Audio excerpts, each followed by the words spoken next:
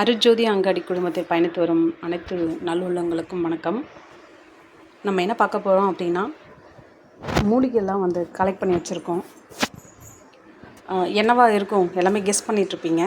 So நம்ம தலைக்கு வைக்கிற எண்ணெய் தான் ரெடி பண்ண போகிறோம். இந்த வாட்டி புதுசாக நம்ம கேசவர்த்தினி ஆட் பண்ணியிருக்கோம்.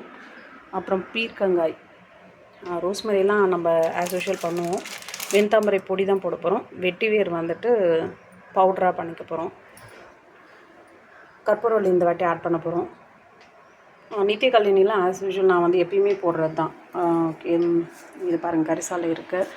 குப்பைமேனி ஏதோ பொடுக்கு தொல்லை அந்த மாதிரி. இது கருவேப்பிலை, கீழே நெல்லி பண்ணுறேன். மருதாணி நிறையாவே போட்டிருக்கேன். அப்புறம் துளசி, கருந்துளசி.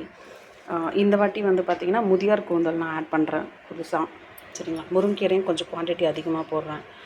வேப்பிலை, அதுக்கப்புறம் வெத்தலை, கற்பூரவள்ளிலாம் பார்த்திங்கன்னா ஆன்டிபயோட்டிக். உங்களுக்கு இப்போ இந்த சில்னஸ் ரொம்ப குளுமானுவாங்க இல்லையா, அவங்களுக்குலாம் சளி பிடிக்காமல் இருக்கிறதுக்காக தான் இது.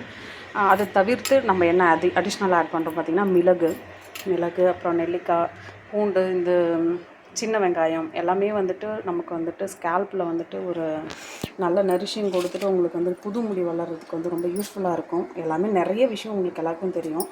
அதுக்கப்புறம் இந்த இலை பற்றி சொல்லலை. இந்த இலை பார்த்திங்கன்னா அரப்பு. நம்ம தோட்டத்தில் இப்போ அரப்பு செடி வந்தது. ஸோ அதனால் நம்ம தோட்டத்துலேருந்து இதெல்லாம் எடுத்துகிட்டு வந்தாச்சு. அதுக்கப்புறம் ரோஸ்மேரி இருக்குது.